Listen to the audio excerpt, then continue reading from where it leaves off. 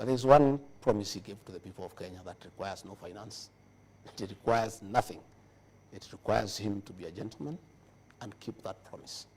The promise he gave the people of Kenya. That under his presidency, his deputy will not be abused, his deputy will not be disrespected, his deputy will not be intimidated, his deputy will not be persecuted, his deputy will not be harassed. That, I think, the president, my boss, owes that to the people of Kenya to honor that promise so that Kenyans can trust him and he can win the trust of the people of Kenya, because this is something within his purview. He requires no funding, he requires no financing, he requires no urging. It's a commitment he gave. And he also gave it to me, right, with my wife and my children. When he asked me to be his running mate, I sat with him and my wife and my children, and we asked him, we have seen what you have gone through. If our father becomes your deputy, will he be taken through what you are taken through? And he gave us as a family a very firm commitment that that will never happen. I'm asking President William Ruto, my boss, please keep your promise to the people of Kenya. Stop those people who are abusing your deputy. Stop those ministers who are demeaning your deputy. Don't allow the criminal justice system to harass and intimidate your deputy the way you are intimidated. If you cannot keep the other promises to the people of Kenya, at least this one is a very simple promise. Be a good man. Be a good Christian. Keep that promise, President William Ruto, because that is a commitment you gave to the people of Kenya, and you gave me that promise in front of my wife and children that you will never allow anybody to demean me, to disrespect me, to harass me, to persecute me, to intimidate me, to coerce me. That is a commitment that you gave. I ask you, Mr. President, keep that commitment. Are you frustrated? I'm not. I am, let me tell you, son, you don't know me. Many people don't understand Rigathi Gachagua. Rigathi Gachagua is a seasoned leader who has seen many ups and downs. I underwent hell in the last administration to support President William Ruto.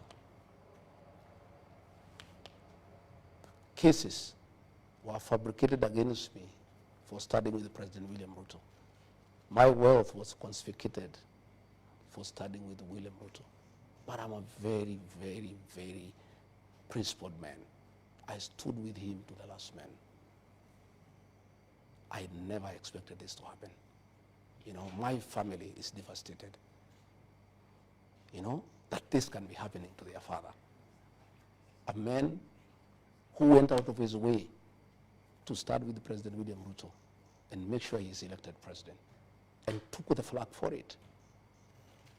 And I say, even if there is a jinx around this position, at least President William Ruto was allowed to do his work for 5 years without interruption, without harassment, for 5 years.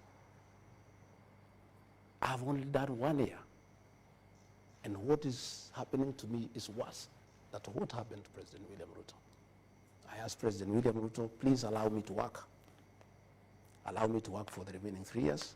Let me serve the people of Kenya. Okay. Let me serve the people of Kenya and keep your promise. Keep your promise, Mr. President, so that you can win the trust of the people of Kenya as an honest person, as a person who keeps his promise. What is happening is not right.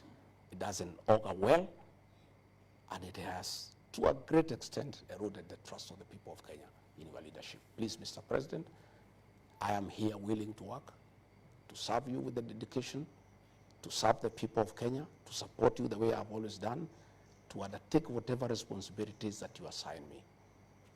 But let the insults in your presence stop. Let people not hold night meetings. Let this money that is being used for these meetings assist us to pay pending bills, Mr. President. People are suffering. Resources are being mobilized to do politics, to divide the people of Mount Kenya region, to fight the deputy president, when Kenyans are suffering. When we are collecting taxes from people and we are saying we don't have enough, how come millions of shillings are being mobilized across the country to fight your deputy president, to undermine his work, to divide the people of Mount Kenya region for political purposes. I think this is the lowest moment of our administration, but I am hopeful that this can be corrected and all of us can go back to work and the people of Kenya can be given an opportunity to enjoy the fruits of their vote to the president and I. Right, and I'm sure the president will get your message. Now, what was your role in the formation of the broad-based government?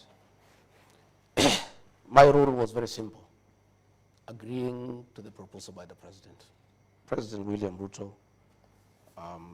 sat me down and told me that he had made a decision that he needed to bring in other people so that we stabilize government and we bring everybody and we make everybody feel part of Kenya, and I was agreeable. And I told the president, if that is the intention, and to make our